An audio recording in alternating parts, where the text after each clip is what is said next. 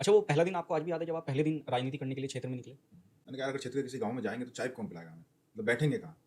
क्योंकि ना तो मैं किसी को नाम से जानता था, ना कोई मुझे मेरे नाम से जानता बिल्कुल, था। हमारी विधानसभा से ये मुद्दे होने चाहिए। अब जहाँ तक रही विधानसभा के मुद्दों की बात, क्या मतलब बॉलीवुड से निकलकर पॉलिटिक्स में आना बहुत आसान है लोगों के लिए क्योंकि चिराग पासवान जी, हेमा मालिनी जी और बड़े-बड़े दिग्गज स्टार जो हैं वो पॉलिटिक्स में स्विच करते हैं। गाँव कुछ नेता हैं जैसे बिहार के पप्पू यादव हैं, वो तो बताते हैं कि एक एमपी का इलेक्शन लड़ने के लिए 100 करोड़ रुपए लग जाता है। तो क्या सच में इतना हेवी अमाउंट लग जाता है? क्या भारत में राजनीति करना इतना महँगा है? विधायक होते हैं पहले वो थोड़े गरीब होते हैं, किसी-किसी तरह चंदा इकट्ठा करके वो अपना इलेक्शन लड़ते हैं और फिर उनके हाथ पता नहीं कहाँ से एक अलादीन का चिराग लग जाता है कि उनके पास अचानक से 500-700 बीघा ज़मीन आ जाती है, बड़ा घर आ जाता है, 10-12 गाड़ी आ जाती है, 4-5 हमेशा एकदम हथियारबंद लोग उनके आस-पास रहने लगते हैं कि एक विधायक की सैलरी कितनी होती है? सिर्फ़ इसलिए घर नहीं देना चाहिए कि मुसलमान हैं। नहीं, तो अगर वो ज़रूरतमंद है तो उनका काम होना चाहिए।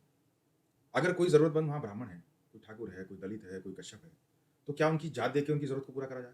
अच्छा मोदी और योगी के नाम पे मैं देखता हूँ 2014 से इलेक्शन पूरा मोदी के नाम पे था और अब उत्तर प्रदेश का इलेक्शन पूरा योगी जी के नाम पे है। किसी आदमी को अगर मेरी भेट विधानसभा में किसी को ज़रूरत हो, तो गुजरात से नरेंद्र मोदी जी थोड़ी ना आएँगे इस काम करने के लिए। तो राजा भैया मतलब कि किस तरह के व्यक्ति हैं? कैसा व्यक्तित्व है उनका? मतलब एक तो दबंग तो है मतलब दबंग जैसे होता है इंसान। ठाकुरों के साथ एक दुर्भाग्य है कि ठाकुरों ने जब-जब सबके लिए करा, तो जनता ने तो माना, लेकिन कुछ नेताओं ने अपनी राजनीति को चमकाने के लिए ये दिखाने का प्रयास करा कि क्षत्रिय ऐसे हैं। अतीक अहमद, मुख्तार अंसारी, तो ये सब सपा गवर्नमेंट में ही क्यों रहे? मतलब इतने बड़े-बड़े।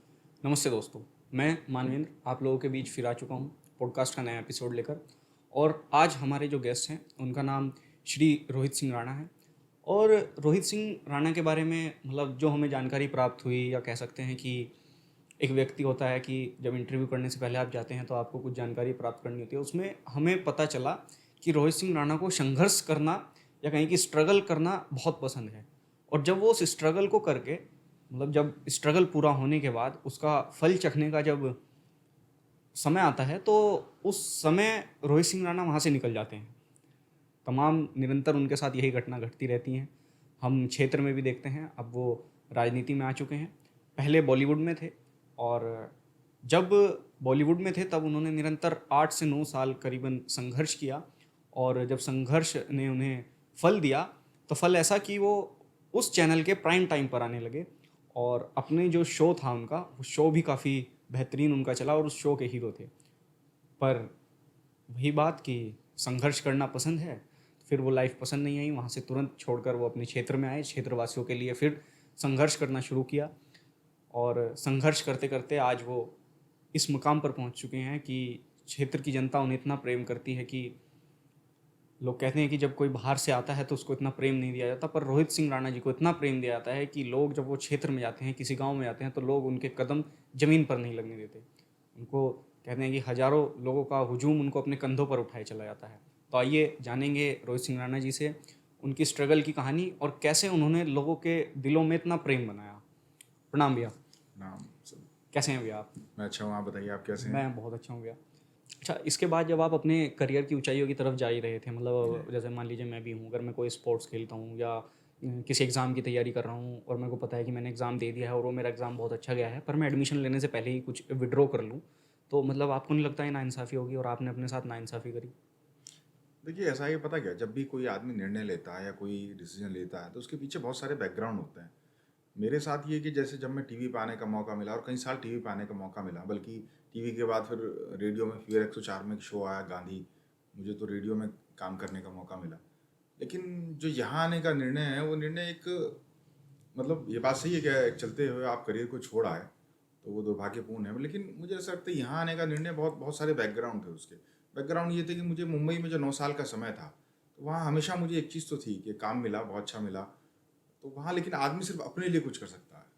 लेकिन अगर आप अपने सिवाय अपने लोगों के लिए, अपने जहाँ पैदा हुए, जहाँ जहाँ से आप निकल के आए हो, अगर आप वहाँ के लिए कुछ करना चाहो तो वहाँ के लिए वहाँ कोई ऑप्शन नहीं है। तो स्टार्टिंग से मेरे साथ ये ज़रूर था कि मेरी हमेशा ये आदत रही कि मुझे अपने लोगों के लिए भी कुछ करना है। तो ये पता नहीं अब जब अचानक से, जैसे मैंने कभी जब मैं आया तो अचानक से मेरी रात को मेरे दिमाग में आई, मुझे यहाँ के लोगों से जब मेरी बात हमेशा रहती थी, मैं यहाँ के लोगों के संपर्क में हमेशा रहा। इवन जब मैं मेरा शो टीवी पे आ रहा था तो मुझे आसपास के 5-7 गाँव आपने फ़ोन करना, वो मुझे फ़ोन करते थे कि साहब आज तो ये आया है तो कल को क्या आएगा। तो हर रोज़ मेरे संपर्क में रहते थे। लेकिन बस मेरे दिल में यही थी कि मुझे मतलब मुंबई में क्या है, आप अपने लिए तो बहुत कुछ कर सकते हो, लेकिन अगर आपको अपने लोगों के लिए कुछ करना है तो फिर वहाँ से फिर आपको स्विच करना पड़ेगा। और वही सोच लेके मैं इतने साल पहले यहाँ आया था कि मुझे अपने लोगों के लिए कुछ करना है, क्योंकि अपने लिए तो मैंने जीवन जिया ही है, लेकिन मुझे अपने लोगों के लिए, जहाँ मैं पैदा हुआ, जो मेरा गांव है, जो मेरा क्षेत्र है, मुझे वहाँ के लिए कुछ करना है, कुछ अच्छे, क्योंकि हमारा क्षेत्र में आपको बताऊँ आज भी सब लोग घाड़ कहते हैं। बिल्कुल। तो हम सुनते सुनते थक गए इस बात को कि भाई घाड़, आप घाड़ से निकल के आए, घाड़ से निकल के आए। तो यार कब तक ये ऐसा रहेगा? तो मैं यही सोच के आया था यार, मैं अब मतलब अपने क्षेत्र के लिए कुछ करूँगा। अच्छा, वो पहला दिन आपको आज भी याद है जब आप पहले दिन राजनीति करने के लिए क्षेत्र में निकले? नहीं, बिल्कुल याद है मुझे कि जब मैं गया तो सच्चाई ये कि जब मैं आया तो मैं किसी को जानता नहीं था, मतलब बाहर विधानसभा में किसी को कोई जानता नहीं था, गॉडफादर आज भी नहीं है कोई आपका? गॉडफादर नहीं था। अच्छा, पिताजी बहुत जल्दी चले गए, तो मेरे पिताजी का कहाँ ना जाना था ये मुझे नहीं पता था, पिताजी के दोस्त कहाँ थे ये मुझे नहीं पता था। तो पहला दिन बहुत मुश्किल था। तो बल्कि पहले दिन तो मैं यही सोचता था, जो मेरे साथी आप उनसे पूछना, मैंने कहा यार अगर क्षेत्र के किसी गाँव में जाएंगे तो चाय कौन पिलाएगा हमें, मतलब बैठेंगे कहाँ? क्योंकि ना तो मैं किसी को नाम से जानता था, ना कोई मुझे मेरे नाम से जानता बिल्कुल। था। तो मैं आपको सही बता रहा हूँ कि कोई तो कुर्सी पे बैठ के शायद संघर्ष करे, तो मैं तो गड्ढा, जो शायद 200 फीट गहरा गड्ढा हो, उस गड्ढे से निकल के फिर यहाँ तक पहुँचा हूँ। मतलब संघर्ष बहुत बड़ा करना पड़ा, बहुत बड़ा संघर्ष रहा मेरा। तो मतलब आप बॉलीवुड से स्ट्रगल करते करते और फिर अपने क्षेत्र में आप स्ट्रगल करने लगे, राजनीति करने लगे।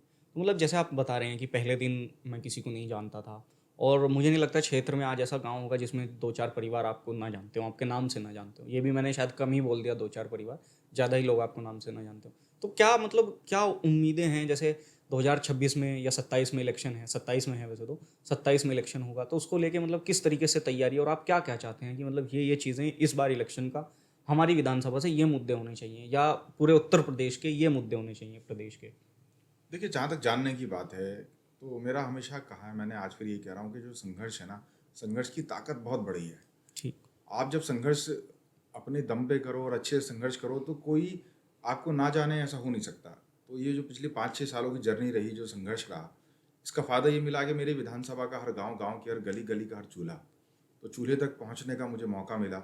जब अपनी विधानसभा के हर चूल्हे तक पहुंच जाओ, तो मुझे ऐसा लगता है कि शायद जान पहचान तो कोई मुद्दा नहीं रहता। अब जहाँ तक रही विधानसभा के मुद्दों की बात, तो मुझे ऐसा लगता है कि हमारी विधानसभा में समाधान तो हुए ही नहीं, समस्या ही समस्या। अब समस्या क्या है?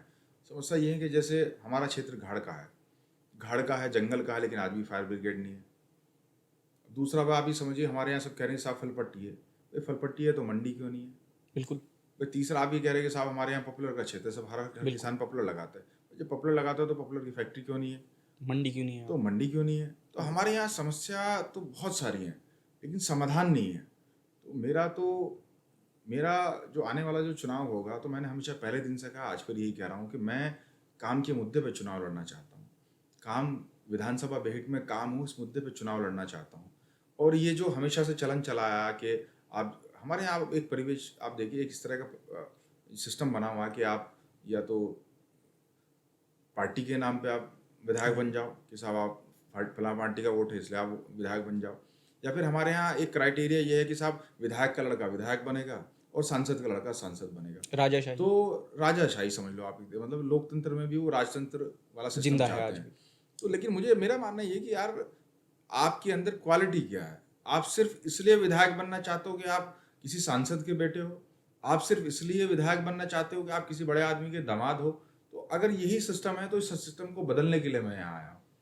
मैं चाहता हूँ कि अगर किसी किसान के बेटे की इच्छा हो कि वो संघर्ष करके सदन में जाना चाहे, तो उसे मौका मिलना चाहिए। कोई आदमी अगर परचून की दुकान में अपना सामान बेच रहा है और उसे ऐसा लगे वो संघर्ष कर सकता है, उसकी चुनाव लड़ने की इच्छा, वो सदन में जाना चाहिए, तो उसे सदन में जाने का मौका मिलना चाहिए। बिल्कुल। अच्छा, हमारे देश में अगर हम देखें तो दो बहुत ही ग्लैमरस चीज़ें हैं, एक बॉलीवुड है और एक पॉलिटिक्स है। और आपने बॉलीवुड आप कर चुके हैं ऑलरेडी, और पॉलिटिक्स में आप आ गए हैं। तो मतलब दोनों में क्या मतलब बॉलीवुड से निकल कर पॉलिटिक्स में आना बहुत आसान है लोगों के लिए, क्योंकि चिराग पासवान जी, हेमा मालिनी जी और बड़े बड़े दिग्गज स्टार जो हैं वो पॉलिटिक्स में स्विच करते हैं। साउथ की अगर हम इंडस्ट्री देखें तो पूरी इंडस्ट्री मुझे लगता है कि वो पॉलिटिक्स की ओर भाग रही है। तो मतलब ऐसा क्या है, या तो मतलब आपको ये कह लीजिए कि इंसान की फेस वैल्यू बहुत बढ़ जाती है वो इसलिए पॉलिटिक्स में आ जाता है, या फिर मतलब बहुत आसान है बॉलीवुड से निकल के पॉलिटिक्स में आना? क्या ये एक इजी वे है, या फिर बहुत स्ट्रगल भरा है मतलब? देखिए, ऐसा है कि आसान ना तो बॉलीवुड है और ना राजनीति है। आसान तो दोनों में से कुछ भी नहीं है। हाँ, ठीक। इतना ज़रूर है कि जब आप बॉलीवुड में जाओ या किसी किसी भी महकमे में जाओ और आपको नाम मिल जाए, तो जब आप ब्रांड बन जाते हो, उस ब्रांड को बनाने के बाद आप राजनीति में आओ या किसी भी जगह जाओ, तो आपको उसका लाभ मिलता है। इसमें कोई दो राय नहीं है। तो जो आपका करा हुआ संघर्ष होता है, जो आप उस संघर्ष की बदौलत आपका बनाया हुआ नाम है, उस नाम से आपको लाभ मिलता है। अच्छा, चिराग पासवान भी आप ही के समय में बॉलीवुड में थे लगभग, आप ही के समय में। देखिए चिराग पासवान जी की जर्नी कुछ और है, क्योंकि उनके पिताजी पिछले 35-40 वर्षों से राजनीति में हैं। बिल्कुल। तो मुझे ऐसा लगता है कि शायद ऐसे तो हर आदमी संघर्ष करता है, लेकिन इन लोगों की एडवांटेज एक इस तरह की मिल जाती है कि साहब आपको ऐसा है कि देखो, एक नए आदमी में पुराने आदमी में जो खानदानी ये काम करता है, तो फ़र्क क्या है?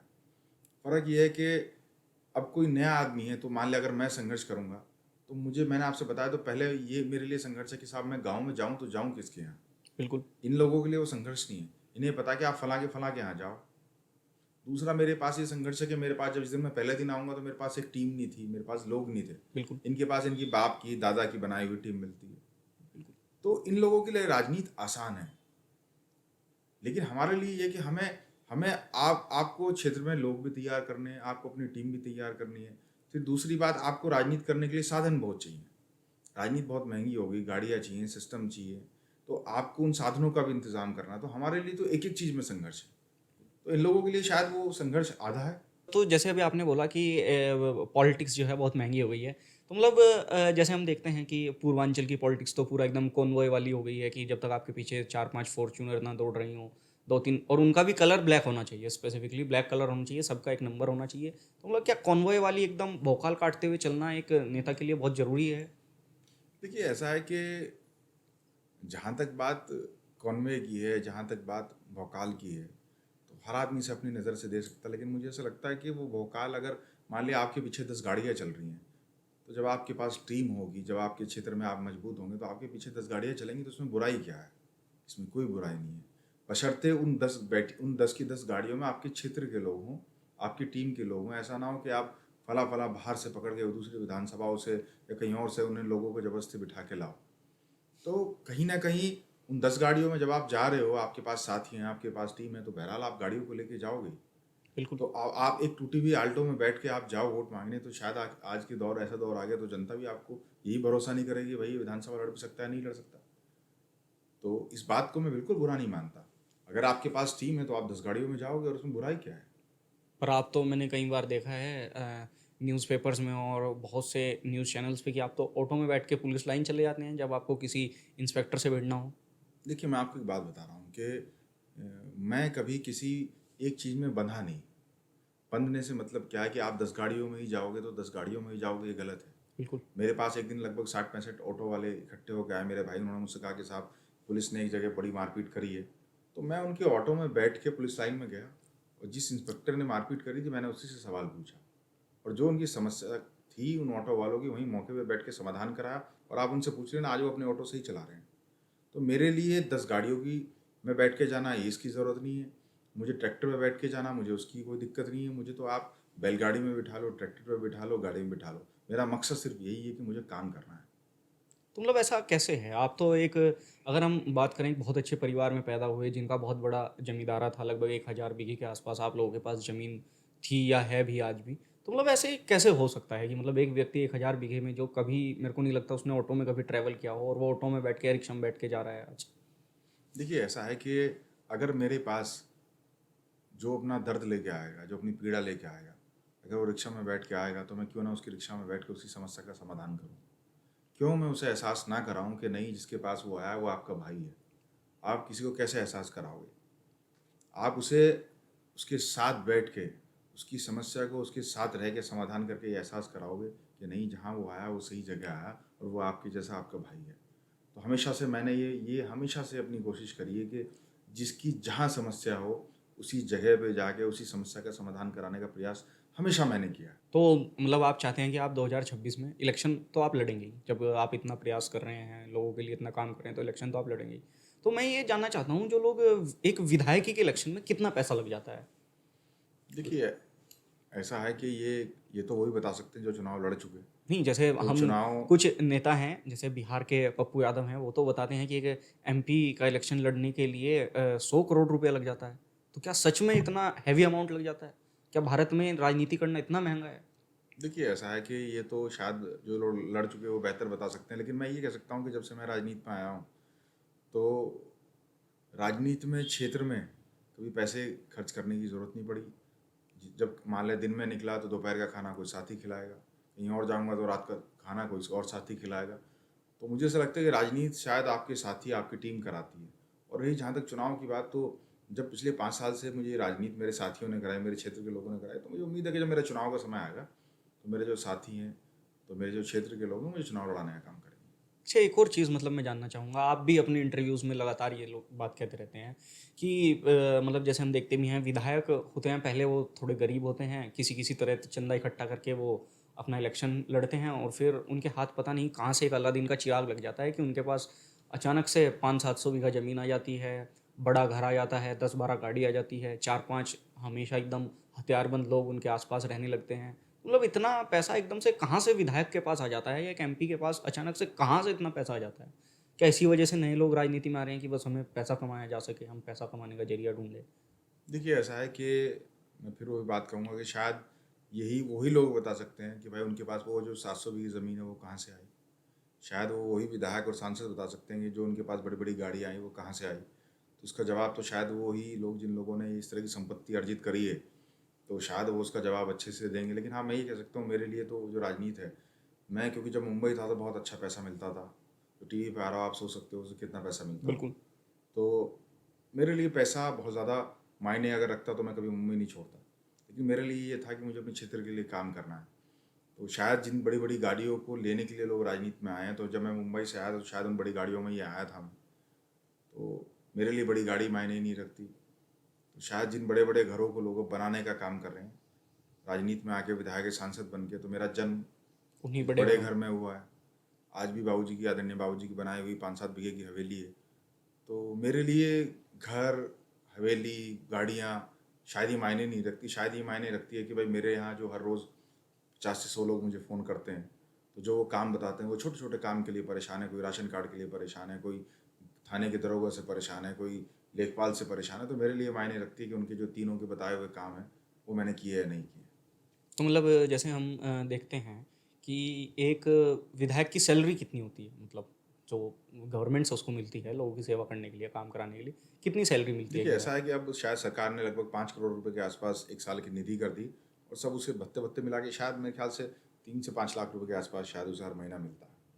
3 से 5 लाख? हुँ। तो ये भी एक बहुत डिसेंट अमाउंट, बड़ा अमाउंट है। मतलब अगर कोई व्यक्ति है वो जो कॉर्पोरेट में जॉब करता है, और इंडिया में तो मतलब बहुत कम लोग हैं जो 3 से 5 लाख रुपए एक महीने में कमा पा रहे हैं। देखिए, ऐसा मैं ये कह सकता हूँ कि मैंने आपसे कहा है कि मेरे लिए पैसा तो कोई मायने नहीं रखता। तो ईश्वर ने अगर मुझे सदन में जाने का मौका दिया, मुझे विधायक बनाया, तो मेरे महीने की जो तनख्वाह होगी, मैं उस तनख्वाह से बाकायदा लिखित में ये प्रयास करूँगा कि उस तनख्वाह को मैं कहीं न कहीं किसी के टूटे हुए घर में लगाऊँ, और उन लोगों के लिए उस तनख्वाह का इस्तेमाल करूँ जो अपनी मदद खुद नहीं कर पा रहे। तो मैं पहले दिन से घोषणा कर दूँगा कि मुझे ना उस तनख्वाह की आवश्यकता है, ना उस भत्ते की आवश्यकता है। मतलब ये एक मतलब मैं कह सकता हूँ कि ये तो मैं बहुत सौभाग्यशाली हूँ कि आप मेरे चैनल पे बैठ के इतना बड़ा ऐलान कर रहे हैं, क्योंकि मैं नहीं मानता कि कोई विधायक इतनी बड़ी बनने से पहले ही, इतनी बड़ी बनने के बाद हालांकि वो कर दे, मैं नहीं कह सकता कोई बड़ी बात है, पर बनने से पहले कोई विधायक या फिर मैं कह सकता हूँ जो एकदम स्ट्रगलर हो वो इतनी बड़ी बात कह दे, ये बहुत बड़ी बात है। देखिए, ईश्वर ने अगर मुझे मौका दिया, तो मैं भरोसे के साथ आपको ये बात बताना चाह रहा हूँ कि उस विधायक को बनने के बाद जो मुझे भत्ते या तनख्वाह मिलेगी, मैं पहले दिन से उसका त्याग करूँगा, और उस पैसे का इस्तेमाल मैं अपने क्षेत्र के लोगों के लिए, उन लोगों के लिए करूँगा जो बहुत कमज़ोर हैं, क्योंकि मेरे क्षेत्र के लोग बहुत कमज़ोर हैं। वो छोटे-छोटे कामों के लिए, घरों के लिए परेशान हैं।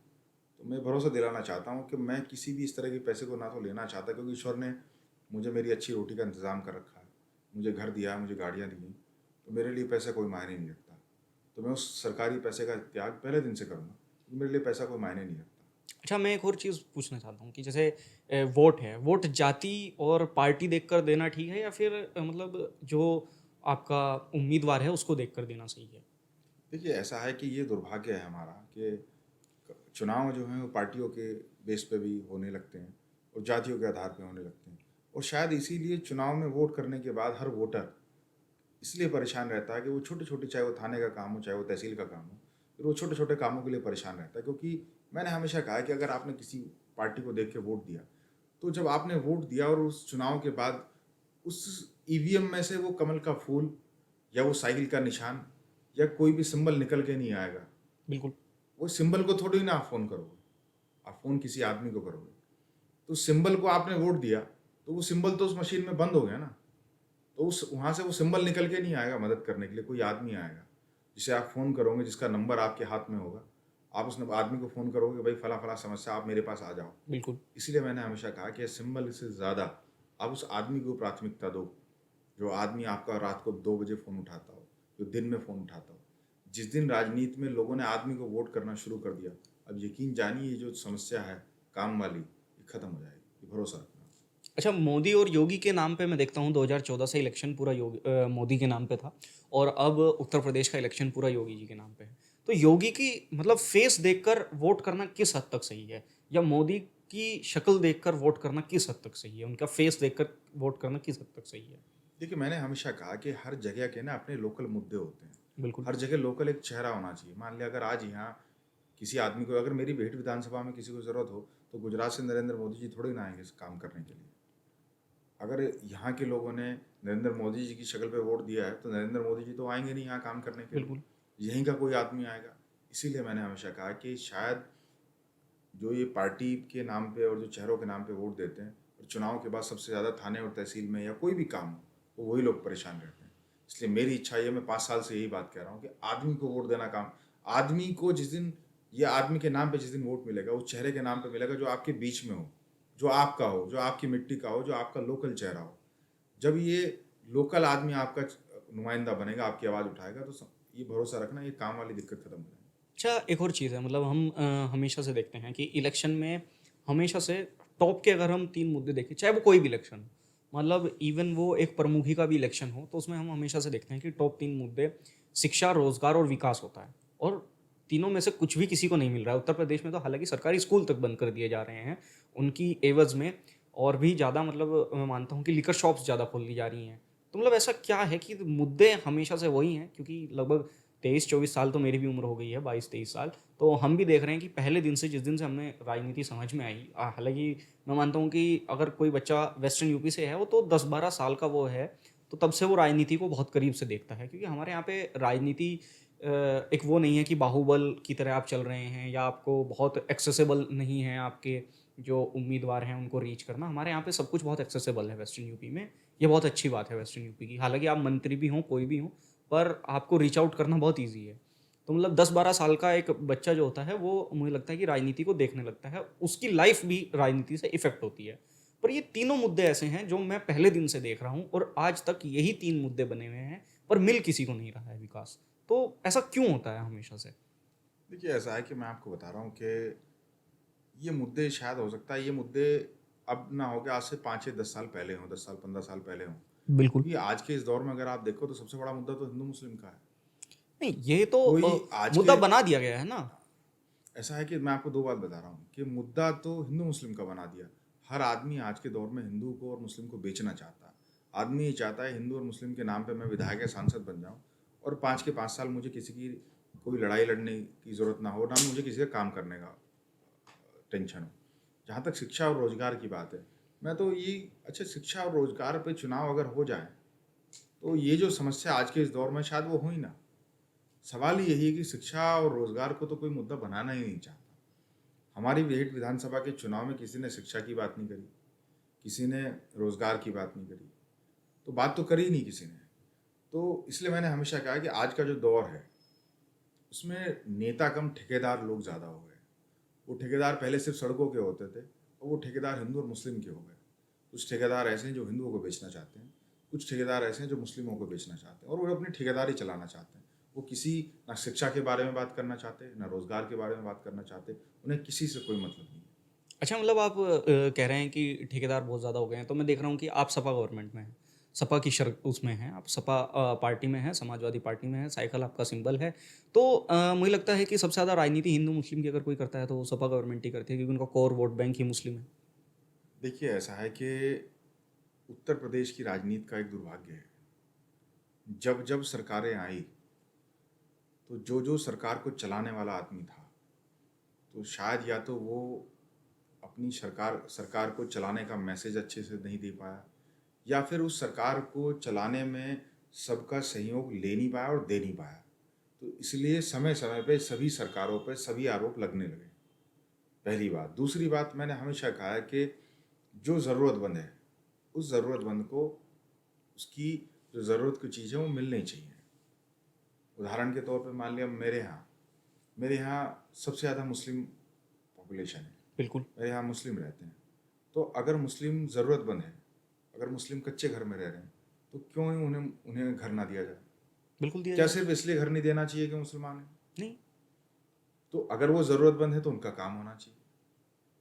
अगर कोई ज़रूरतमंद वहाँ ब्राह्मण है, कोई ठाकुर है, कोई दलित है, कोई कश्यप है, तो क्या उनकी जात देख के उनकी ज़रूरत को पूरा करा जाए? अगर असल में वो ज़रूरत है तो क्यों उनकी ज़रूरत को देख के उनकी ज़रूरत पूरी नहीं करनी चाहिए? तो मेरा हमेशा मानना ये रहा है कि जो ज़रूरतमंद है, उसकी जात को ना देख के, उसकी ज़रूरत को देख के उसको साथ देना चाहिए। बिल्कुल।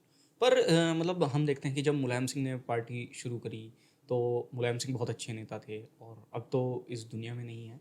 तो मैं हमेशा से देखता हूँ कि वो हमेशा देश हित में रहे।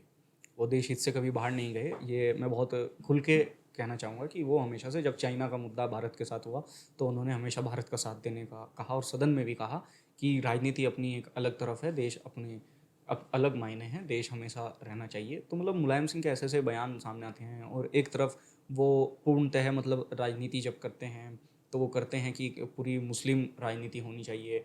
उनकी जब गवर्नमेंट आती थी, हम कहते हैं कि सपा गवर्नमेंट जब भी उत्तर प्रदेश में आती है तो गुंडा राज बढ़ जाता है। तो ऐसा क्यों है कि मतलब सपा गवर्नमेंट में इतना गुंडा राज क्यों बढ़ जाता है उत्तर प्रदेश में? मतलब बाहुबल इतना क्यों बढ़ जाता है? क्योंकि हम देखते हैं बड़े बड़े जितने भी माफियाज थे पूर्वांचल में कहें या उत्तर प्रदेश में कहें, अतीक अहमद, मुख्तार अंसारी और रामपुर से मैं नाम भूल रहा हूँ, आपको शायद नाम याद हो, आजम खां। तो ये सब सपा गवर्नमेंट में ही क्यों रहे, मतलब इतने बड़े बड़े? ऐसा है कि कल मेरे यहाँ पाडली में लोगों ने पूरी रात जाग के पहरा दिया। वहाँ चोर और डकैतों की डर था। तो अब किसकी सरकार है? नहीं, बीजेपी गवर्नमेंट है, योगी सरकार है। अब ये चोर और डकैत कहाँ से आ गए? समझे नहीं? मेरे यहाँ भोजपुर में सडौली कदीम में एक के यहाँ डकैती हुई और डकैती करने वालों डकैतों ने उसकी पत्नी को और उसके जो वहाँ आदमी मौजूद था उसे इतना मारा कि उसके सिर में 14 टांगे आए हैं। तो वो किसकी सरकार में हुआ? योगी गवर्नमेंट में। तो सरकार के जो चोर और डकैत होते हैं, क्या वो सरकार पूछ के आते हैं क्या? नहीं, सरकार तो पूछ के नहीं आते हैं, पर मान लीजिए माफिया तो सरकार की शह से ही बनेगा ना। आपकी गवर्नमेंट में कोई माफिया है और आप उसे टिकट दे रहे हैं और बशर्ते आप उसे मंत्री भी बना रहे हैं, आपका प्राइवेट जेट उसे लेने जा रहा है रामपुर, तो ये तो आपकी सरकार के बिना नहीं चलेगा ना।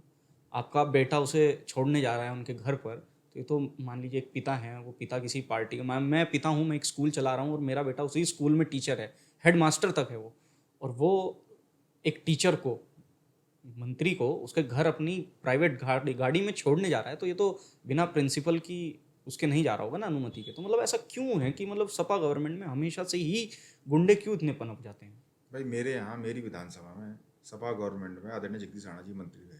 ठीक। तो मेरे यहाँ जितने पुल हैं आदरणीय जगदीश राणा जी लेके आए। ठीक। जितनी सड़कें हैं आदरणीय जगदीश राणा जी लेके आए। ठीक। तो वो काम सपा की सरकार में हुआ या नहीं हुआ? बिल्कुल हुआ। तो वो पुल, वो सड़क, वो काम भी तो सपा की सरकार में हुआ। तो सवाल सरकारों का नहीं है, मैंने आपसे यही कहा है, सवाल आदमी का है। अगर आदमी अपनी इच्छा शक्ति काम को करने की रखता है तो किसी भी सरकार में कर सकता है, और अगर आज आदमी इच्छा सिर्फ जनता को लूटने की रखता है तो वो किसी भी सरकार में रुकेगा नहीं। अच्छा, तो ये एक और चीज़ मैं जानना चाहूँगा कि मुलायम सिंह कैसे नेता थे? क्योंकि आप मिले हैं उनसे, आप काफ़ी करीबी भी रहे हैं उनके, तो मतलब मुलायम सिंह कैसे नेता रहे? देखिए, आदरणीय नेताजी की ना जो राजनीति रही हमेशा हमेशा कमज़ोर के लिए राजनीति करी उन्होंने।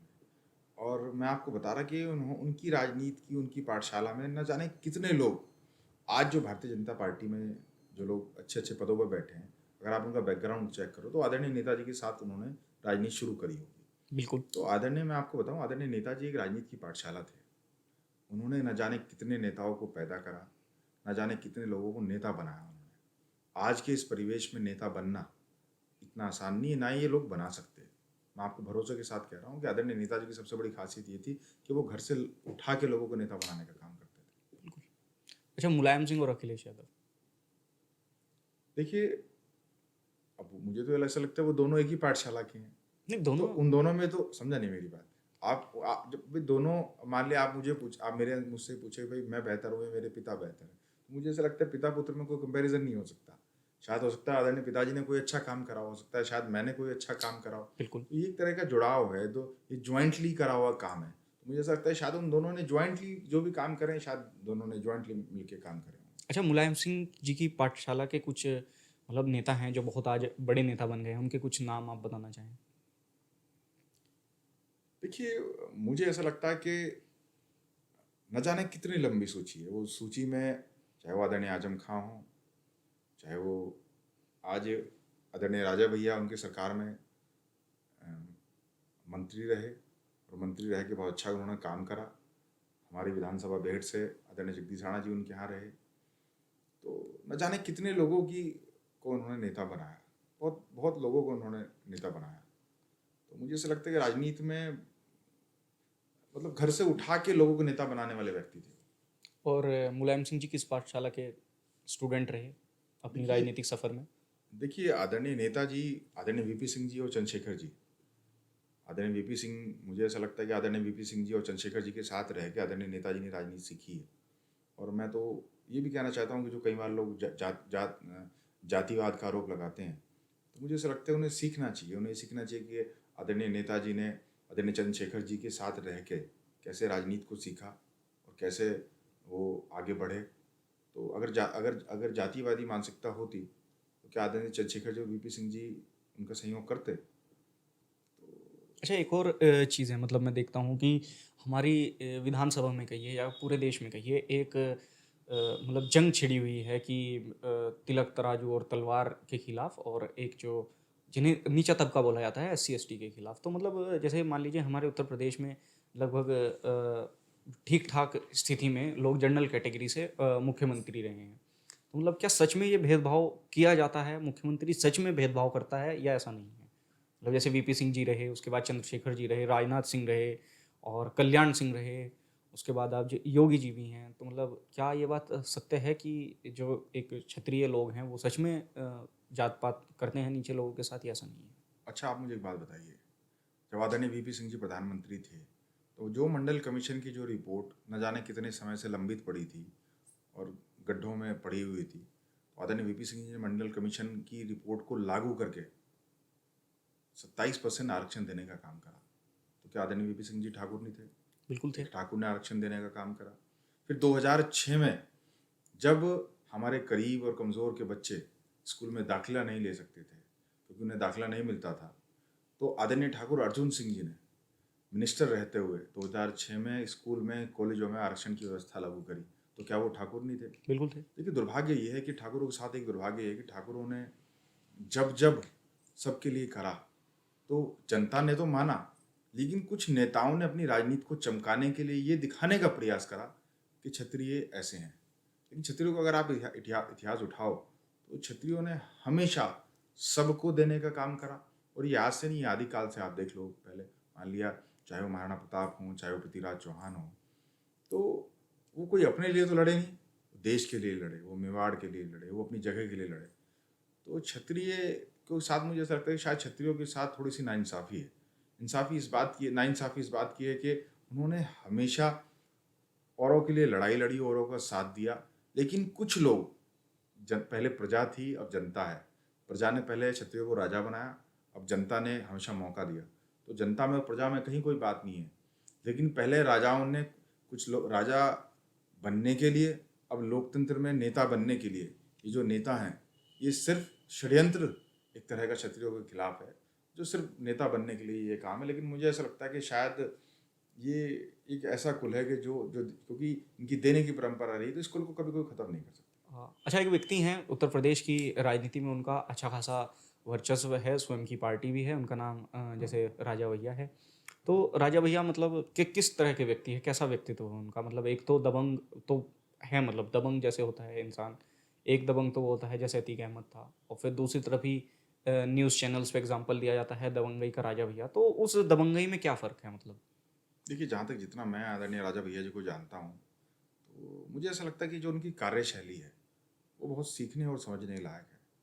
जैसे जहाँ तक मैं समझता हूँ कि उन्होंने एक व्यवस्था बनाई है। व्यवस्था इस बात की कि जो वहाँ के जो लोग हैं, चाहे वो किसी को थाने का काम हो, तहसील का काम हो, कप्तान का काम हो, तहसील का कोई भी काम हो, तो जब मैंने उन्हें नज़दीक से देखा और समझा, तो उन्होंने इस तरह की व्यवस्था बनाई है। उनके पास जितने भी फ़ोन आते हैं या जितने भी काम वाले लोग आते हैं, वो बाकायदा उसे मेंटेन करते हैं और उस मेंटेन को करने के बाद, उनका काम कराने के बाद उन सबको फीडबैक देते हैं। तो मुझे ऐसा लगता है कि हम नए लोगों को उनसे उनकी कार्यप्रणाली को सीखना चाहिए, क्योंकि निरंतर 35 साल विधायक बनना ये आसान नहीं है, और जब तक आप लोगों की मदद ना करें, लोगों की साथ ना दें, तो शायद चुनाव जीतना आसान नहीं है। तो मुझे ऐसा लगता है कि शायद वो अपनी जो उनका कार्यशैली है, जो जिस तरह से उन्होंने लोगों की सेवा करी, शायद उसी के आधार पर वो विधायक इतने लंबे समय तक बने। अच्छा, उनके कुछ बयान निकल के आते हैं, जैसे कि इंटरव्यू उनका सौरभ द्विवेदी जी के साथ था, उसमें सौरभ द्विवेदी जी पूछते हैं कि यहाँ पे जो भी प्रमुख बना है वो आज तक आपकी आज्ञा के बिना नहीं बना है। तो उसमें राजा भैया कहते हैं कि नहीं, ऐसा नहीं है कि मेरी आज्ञा के बिना नहीं बना है, कि जिसको मैंने चाहा है प्रमुख आज तक वही बना है। तो मतलब जब इस तरह के बयान सामने आते हैं तो क्या उसमें बाहुबल नहीं झलकता है? अच्छा, अब आप मुझे ये बताइए, आप इस बात को बाहुबल के लिए क्यों देख रहे हैं? भाई, अगर मान लिया मुझे सदन में जाने का मौका मिला, तो क्या मैं नहीं चाहूँगा कि मेरे यहाँ ब्लॉक में मेरे प्रमुख बने? नहीं, बिल्कुल देखिए, आदमी जो चाहेगा, पर आदमी जहाँ का जनप्रतिनिधि है, जो उसका क्षेत्र है, वो चाहेगा कि उसके जो लोग हैं, जो उसके साथ के लोग हैं, जिन लोगों ने उसके साथ संघर्ष करा है, वो लोग वो लोग चाहे वो प्रमुख हों, जिला पंचायत चेयरमैन हों, वो बने। तो अगर ईश्वर ने मुझे मौका मिल दिया, तो मैं चाहूँगा कि मेरे क्षेत्र में या मेरे ज़िले में मेरे लोग बने। इसमें बुराई क्या है? नहीं नहीं, बुरा बनना नहीं। चाहिए। तो मतलब आप जो पूर्वांचल के एक पॉलिटिक्स है, बाहुबल वाली पॉलिटिक्स, जैसे वहाँ पे मतलब बहुत से बड़े बड़े बाहुबली हुए हैं, तो आप उसे गलत नहीं, आप उसे कहते हैं कि देखिए, सही। मैं इसे बाहुबल के रूप में नहीं देखता।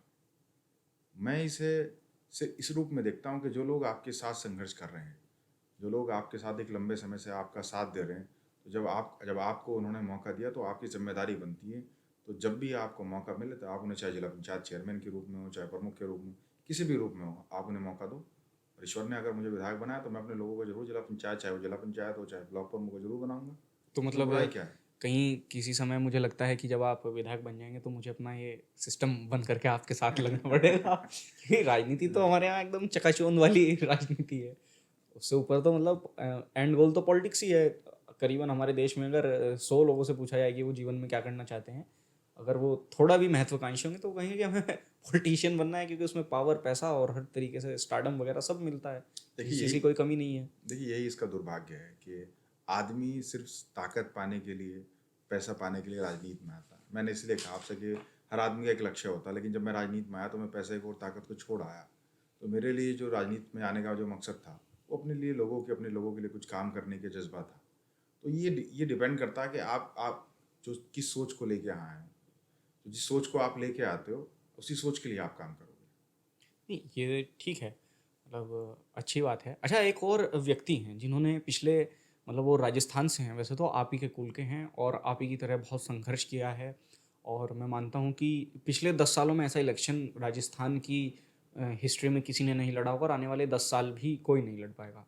रविंद्र सिंह भाटी, तो जैसे रविंद्र सिंह भाटी हैं, उन्होंने पार्टी पॉलिटिक्स को ख़त्म कर दिया है, और वो आज भी, मतलब हम देखते हैं कि आज भी बीजेपी के मंचों पे वो पाए जाते हैं। तो मतलब आप उस चीज़ को कितना सही देखते हैं कि मतलब रविंद्र सिंह भाटी किस तरह के इंसान है, और उन्होंने जो संघर्ष किया, जो पार्टी पॉलिटिक्स को ख़त्म करने का काम किया, कि एक व्यक्ति को चुनाव लड़ने और जीतने के लिए किसी पार्टी के टिकट का मोहताज नहीं होना चाहिए, तो क्या वो सही है? देखिए, ऐसा है, रविंद्र सिंह भाटी जैसे लोगों ने दो चीज़ें बाकी युवाओं को सिखाने का काम करा। पहला तो ये है कि अगर आप संघर्ष कर रहे हो, अगर आप लोगों के लिए काम कर रहे हो, तो आप बिना किसी पार्टी के, बिना किसी सिंबल के आप सदन में जा सकते हो। बिल्कुल। तो रविंद्र भाटी बिना किसी सिंबल के विधायक बने, तो ये कम से कम युवाओं के लिए एक तो संदेश है कि अगर आप वाकई संघर्ष कर रहे हो और आप लोगों की अगर मदद कर रहे हो, तो लोग आपकी मोहब्बत को देखते हुए आपको सदन में भेजने का काम करेंगे। पहली चीज़। दूसरी चीज़ ये है कि रविंद्र सिंह भाटी जैसे लोग, जो युवा हैं, जो 25, 26, 30 साल की एज में जो राजनीति में आ रहे हैं, क्योंकि जब तक युवा राजनीति में नहीं आएगा, तब तक चाहे वो जिले के रूप में हो, चाहे प्रदेश के रूप में हो, चाहे वो देश के रूप में हो, यहाँ बदलाव नहीं आ सकता। क्योंकि जो पुराने लोग हैं, वो पुराने लोगों की जो इच्छाएं हैं, चाहे वो पैसे के रूप में हो, चाहे वो संपत्ति के रूप में, वो इससे बाहर नहीं जाना चाह रहे। तो जो नए लोग, जो युवा राजनीति में आएंगे, मुझे ऐसा लगता है कि तभी कुछ बदलाव हो सकता है, क्योंकि युवा की भविष्य बदलेगा। कोई पुराना तो मुझे लगता नहीं कि कुछ करेगा। ठीक है, तो मतलब जैसे योगी आदित्यनाथ भी बहुत कम एज में राजनीति में आ गए थे, और जैसे अब हम देखते हैं कि जैसे इंदिरा ही इंडिया है और इंडिया ही इंदिरा थी, तो क्या ऐसे ही यूपी ही योगी है, और क्या योगी ही यूपी है अब? देखिए, ऐसा प्रकृति का नियम परिवर्तन है। यहाँ स्थायी रूप से कभी कोई बैठ ही नहीं सकता। पहले आदरणीय मुलायम सिंह यादव जी मुख्यमंत्री थे, आदरणीय बहन जी मुख्यमंत्री बनी, फिर अखिलेश जी मुख्यमंत्री बने, अब आदरणीय योगी नाथ जी मुख्यमंत्री हैं। अभी 27 तय करेगा कि किसे मौका मिलेगा। तो 27 में आप क्या चाहते हैं कि आपकी भागीदारी कितनी हो सरकार में? देखिए, मेरी भागीदारी से मतलब युवाओं की भागीदारी से है। तो मैं चाहता हूँ कि जो हमारे युवा हैं, उनकी राजनीति में भागीदारी ज़रूरी हो। जैसे पैसे कमाने हमारे लिए आवश्यक हैं, उतनी ही आवश्यक हमारे लिए राजनीति भी है। तो मैं तो चाहूँगा कि हमारे युवाओं की भागीदारी राजनीति में हो। जब तक युवा राजनीति में नहीं आएंगे तब तक कुछ बदल नहीं सकता। ये बात आप भरोसे के साथ मैं आप भरोसे के साथ ये बात कह रहा हूँ कि जब तक युवा राजनीति में नहीं आएंगे तब तक कुछ बदलने वाला नहीं है। अच्छा, राजनीति में आने के साथ-साथ स्टारडम के साथ और लोगों का सहयोग मिलने के साथ, प्रेम मिलने के साथ एक और चीज़ फ्री मिलती है जो है कि मतलब डेथ थ्रेट्स कह लीजिए या आपके ऊपर जानलेवा हमले कह लेंगे, तो आपके ऊपर कभी जानलेवा हमला हुआ हो? देखिए, ऐसा है, तो जब से राजनीति में आया तो षड्यंत्र तो मैं झेल ही रहा हूँ। क्योंकि एक नया आदमी, एक किसान का बेटा जिसका राजनीति से कोई मतलब ना हो, जिसके परिवार के राजनीति से कोई मतलब ना हो और वो राजनीति में आएगा, तो यहाँ जो पुराने मगरमच्छ हैं, जो पहले मठाधीश हैं, तो वो कभी नहीं चाहेंगे कोई युवा राजनीति में आए। तो ये तो झेलने पड़ते हैं। तो ये षड्यंत्र और ये सब थ्रेट तो ये तो सब झेलने पड़ते हैं। लेकिन लेकिन जिस स्कूल में मैं पैदा हो गया, वहाँ डर के बारे में तो कभी किसी ने कुछ बताया ही नहीं। और मतलब कुछ और चीज़ें भी हैं, जैसे मैं आपके निरंतर बयान सुनता रहता हूँ, तो आप इमरान और जो इमरान हमारे यहाँ से एमपी हैं, इमरान मसूद सहारनपुर से एमपी हैं, और आप ही के यहाँ से, आप ही की विधानसभा से उमर अली खां एक पठान हैं और विधायक भी हैं, तो आपको कभी इन लोगों से डर नहीं लगा? देखिए, मैंने आपसे पहले ही कहा कि और मुझे तो हमेशा लोगों से यही सुनने को मिला है कि नहीं, वो नहीं डरते इन लोगों से। तो मतलब ऐसा क्या है कि आप एक एमपी से और एक विधायक से, जो दोनों आपके खिलाफ हैं, आप उनसे क्यों नहीं डर रहे? मतलब ऐसा क्या है, आपके पास ऐसी क्या पावर है? देखिए, ऐसा है कि मैंने आपको जैसे बताया कि जिस परिवार में मेरा जन्म हुआ, उस परिवार में कभी डर का तो कोई शब्द है ही नहीं। डर के बारे में तो कभी बताया ही नहीं गया। तो डर जैसा शब्द तो ना हमने कभी सुना, तो उस लगने का तो सवाल ही पैदा नहीं होता। तो डर जैसा तो हमें कभी बताया ही नहीं गया। तो सामने विधायक है, सांसद है या कोई मुख्यमंत्री है, मुझे नहीं लगता कि शायद हम जैसे लोगों को उससे कोई फ़र्क पड़ता है। मतलब कोई डर का कोई मतलब नहीं है, और आप हमेशा लोगों की बात उठाते रहेंगे और जनता के बीच जाते रहेंगे हमेशा। मैंने पहले भी कहा, फिर ये कह रहा हूँ कि सामने कौन है हमारे लिए सवाल ही पैदा नहीं है इस चीज़ का। बात यह है कि हमें अपनी आवाज़ को मजबूती से रखना है, और सामने वाला कौन है उससे हमें कोई फ़र्क नहीं पड़ता। ठीक है, धन्यवाद भैया। और मैं तो आशा करूँगा कि आपका फ्यूचर बहुत ब्राइट हो, और जैसे आप काम करते हैं लोगों के लिए वो तो बहुत अच्छा है ही। बाकी आज का जो पॉडकास्ट था उसे मैं यहीं विराम दूंगा, और आप लोग इस कन्वर्सेशन को ज़्यादा से ज़्यादा शेयर कीजिएगा, और आप बताइएगा सजेशंस में नीचे कि रोहित सिंह जी और क्या क्या कर सकते हैं आप लोगों के लिए, या कुछ सजेशंस ऐसे जिससे वो 2027 में एक जोर शोर से इलेक्शन लड़ सकें और सदन में जा सकें। धन्यवाद दोस्तों।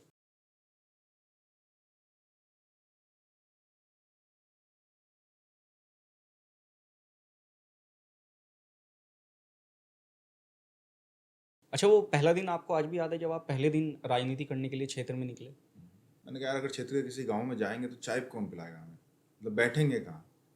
ना तो मैं किसी को नाम से जानता था, ना कोई मुझे मेरे नाम से जानता बिल्कुल, था। हमारी विधानसभा से ये मुद्दे होने चाहिए। अब जहाँ तक रही विधानसभा के मुद्दों की बात, क्या मतलब बॉलीवुड से निकलकर पॉलिटिक्स में आना बहुत आसान है लोगों के लिए, क्योंकि चिराग पासवान जी, हेमा मालिनी जी और बड़े बड़े दिग्गज स्टार जो हैं वो पॉलिटिक्स में स्विच करते हैं। कुछ नेता हैं जैसे बिहार के पप्पू यादव हैं, वो तो बताते हैं कि एक एमपी का इलेक्शन लड़ने के लिए 100 करोड़ रुपया लग जाता है।